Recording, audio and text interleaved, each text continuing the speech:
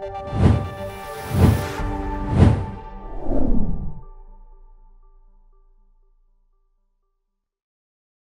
dia, bom dia. Putz, pessoal, tava no mudo aqui.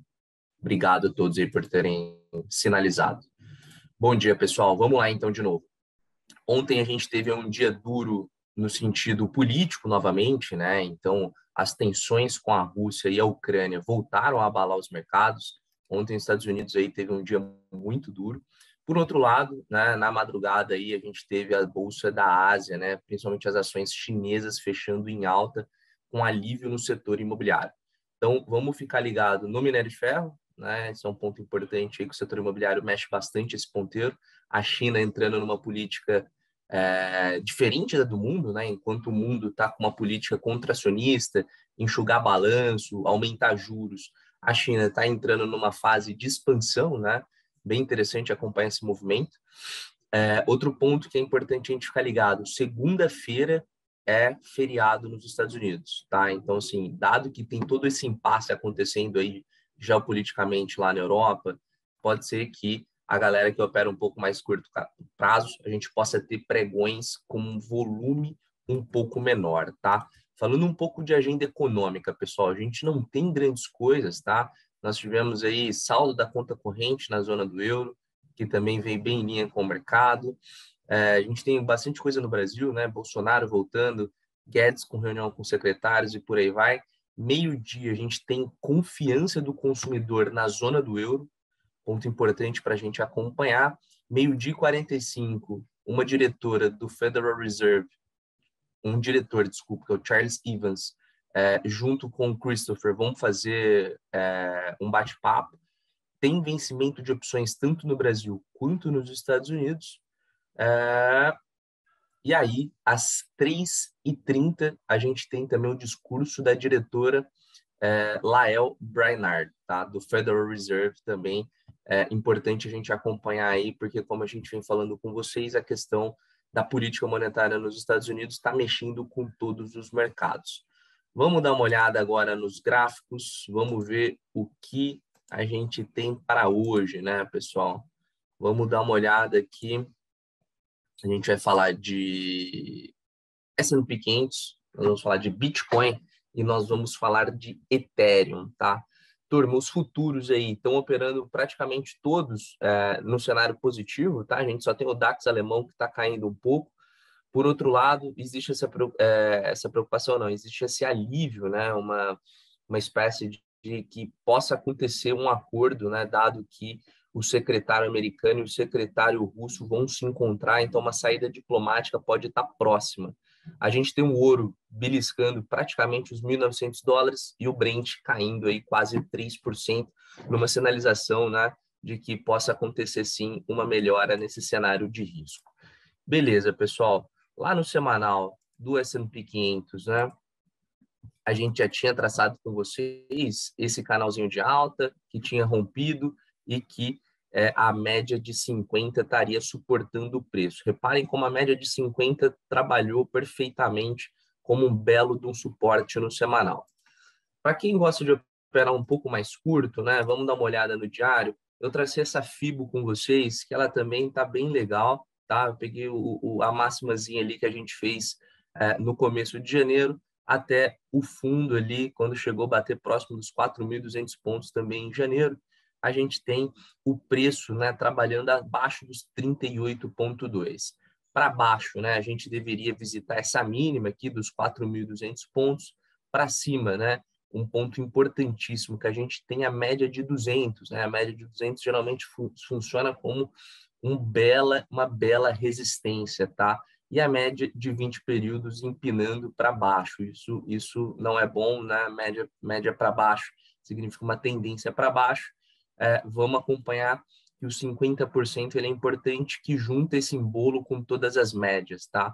Como eu disse para vocês, segunda-feira tendo feriado nos Estados Unidos, tira um pouco de volume do pregão, tá? Então, a gente não deve ter grandes novidades. O que pode mexer muito o ponteiro, como eu disse, é se sair uma novidade lá da Ucrânia e com a Rússia. Beleza, turma. Para quem está olhando o H4, né? Para quem está olhando um pouco um frame mais curto, Eu trago aqui uma FIBO também que, putz, respeitou super bem, né? A gente traça aqui da máxima lá de 10 de fevereiro até essa mínima aqui do dia 14 de fevereiro. Reparem que ontem, né, respeitou bem aqui esse fundinho, tá, turma? Então, esses 4.350 é um ponto importante para quem está operando, vamos falar, comprado, o stop a gente entende que deveria ser abaixo dessa mínima, que é importante. O stop mais técnico mesmo, para quem está operando um pouco mais longo, esses 4.200 e pouco aqui é um suporte, desculpa, relevante também para o S&P 500, vamos ficar ligado. E aí o IFR, né, trabalhando ali dentro, próximo, né, próximo de uma sobrevenda, e esse ponto dos 17 aqui de IFR é um ponto que geralmente dá um trade interessante também, tá, galera? Então, não deixem de acompanhar. Vamos dar uma olhada aqui se o Bordas de Bollinger tem alguma coisa a nos dizer em relação à tendência, né, turma? Quando a gente olha as bordas de Bollinger, ela está beliscando aqui. Ontem, inclusive, chegou a bater na borda de Bollinger, que era 2, que significa 2 padrões abaixo, né?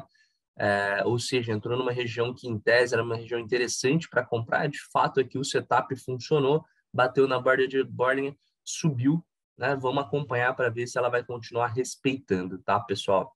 Lembrando que a borda de Bollinger é um trade que significa que você está apostando que o preço ele vai tender a voltar a essa média, tá? Então, guardem esses pontos de FIBO que eu tracei para vocês aí, que tá super interessante. Beleza, turma. Sobre S&P 500, era isso. Vamos dar uma olhada no BTC. Vamos dar uma olhada no Bitcoin. Pessoal, no semanal, a gente tem, né, um canal de baixa, tá? Que tinha sido rompido. Por outro lado, né, pode ser um falso rompimento.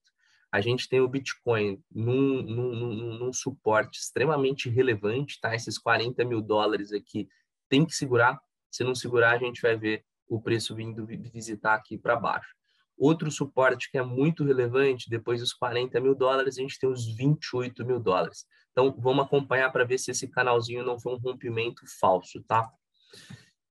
Beleza, aquele ali era o semanal. Quando a gente traz aqui para o diário, pessoal, a gente tinha traçado com vocês no começo da semana que o preço poderia trabalhar nesse caixotinho, né, até se decidir se ia subir ou se ia cair. Como eu disse para vocês, os 45 mil dólares para quem estava na compra era um ponto importantíssimo, e aí ele quase nem chegou a visitar os 45 mil dólares, né?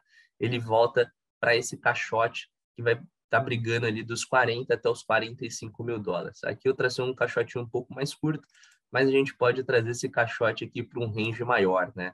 Para um range dos 40 até os 45 mil dólares.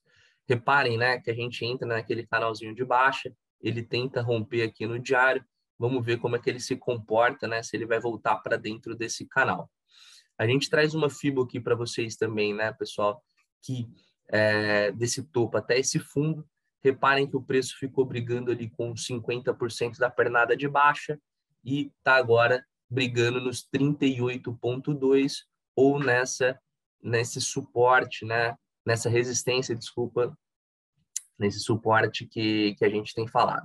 Reparem que o IFR, né, também tem dado trades bastante interessantes para quem está fazendo aí o intraday, né, turma? Quando entra numa região de sobrecompra, geralmente está dando trade quando a gente olha historicamente aqui, desde lá de agosto de 2021. A gente vinha um IFR numa tendência de alta, agora com esse sell-off recente aqui, acabou violando essa LTA. Vamos acompanhar aí os próximos movimentos dentro dessa região de FR. Parece que não tem muito movimento nem para cima nem para baixo. Teria que dar uma guardada, tá? Pelo esse indicador do IFR. Quando a gente vem aqui e coloca as bordas de Bollinger, vamos dar uma olhada para ver se tem algumas coisas, alguns insights para nos dar. Ainda não, né? A boca de jacaré, como teve bastante volatilidade, a borda de Bollinger acaba abrindo essa boca de jacaré, tá? Então, está realmente testando ali no meio, não tem grandes novidades, não tem grandes insights.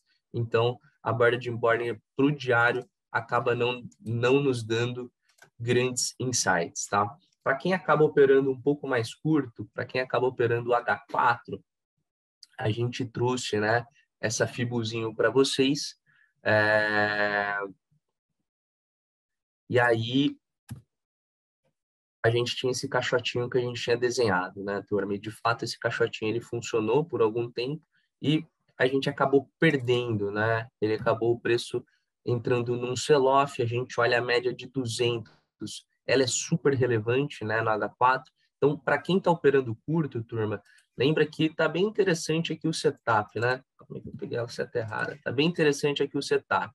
A gente tem uns 40 mil dólares ali como esse suporte aqui super relevante, né? Então, reparem que ele está trabalhando nesse suporte.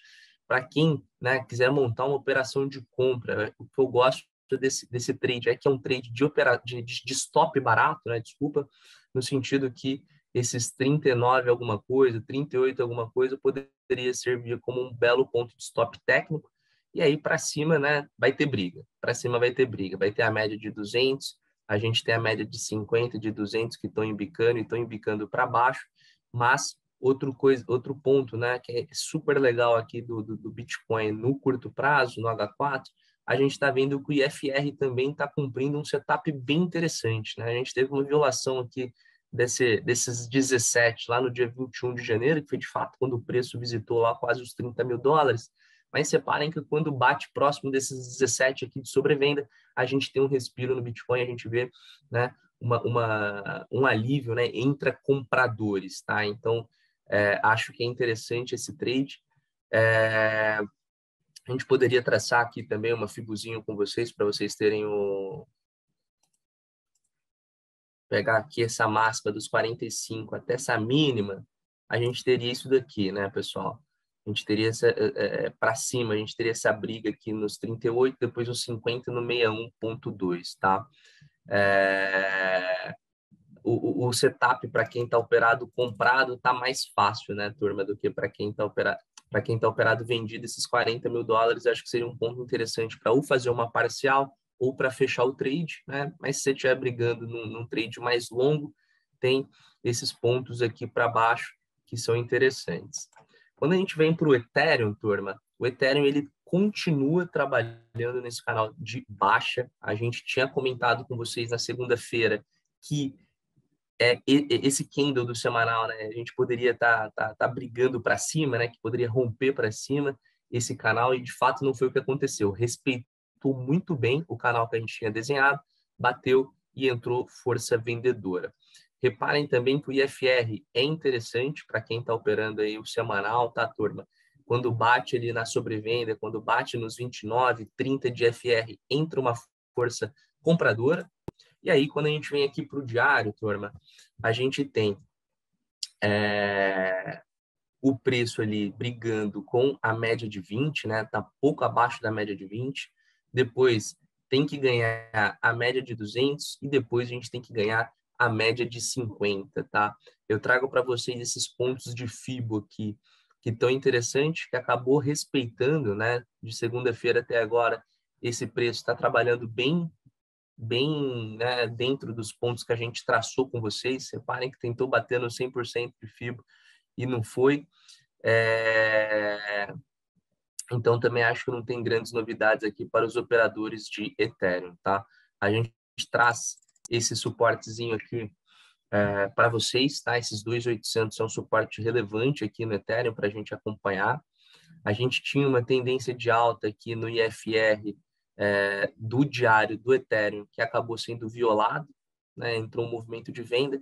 Vamos ficar ligado que o Ethereum está ali, né, num ponto que eu particularmente não gosto de operar, no sentido que está meio sem rumo, né?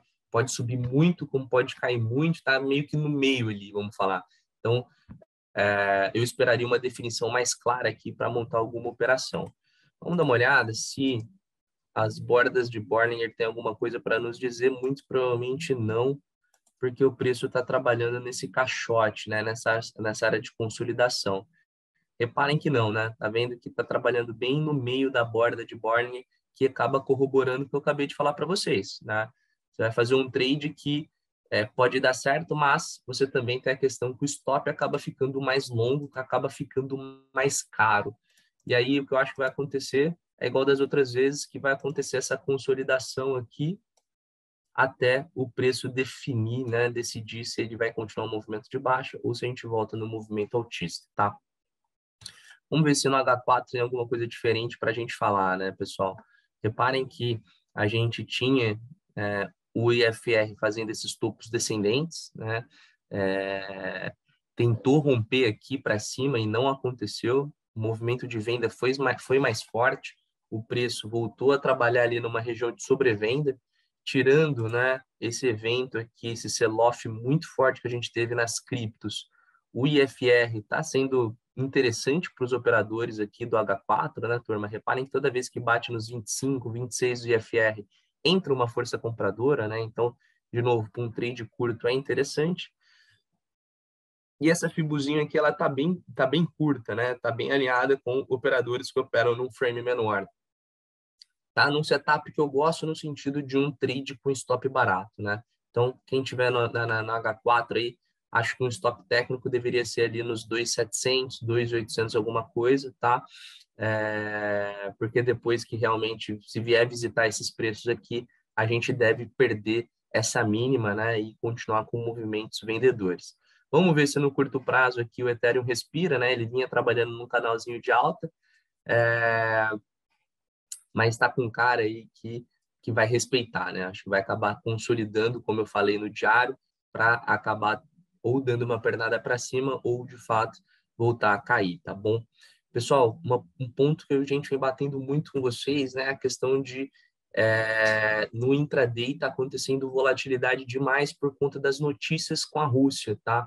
Infelizmente, quando acontece notícia, a análise técnica meio que ela acaba sendo violada. Então, assim, por isso que usem o stop certinho, né? Tenham alvo nas operações, porque nesses momentos que acontecem, né, cisnes negros, que acontecem, né, tipo, por exemplo, está tendo lá a reunião do secretário dos Estados Unidos e com os russos, cara, se realmente não acontecer, se realmente não vier ter um acordo, cara, a gente pode ter um mercado muito para baixo, né? Então, às vezes você está ali comprado, você vai tomar uma squeezada. E para cima é verdadeiro também, tá? Então, assim, deixem aí CNBC aberta, deixa Bloomberg aberta. É importante vocês estarem conectados com as notícias no intraday para não serem surpreendidos, tá bom?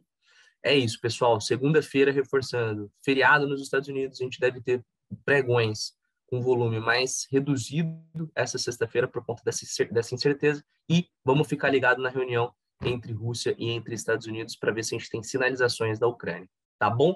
Pessoal, desejo a todos aí uma ótima sexta-feira, bons negócios e a gente está à tarde fazendo o fechamento com vocês. Um abraço e até daqui a pouco.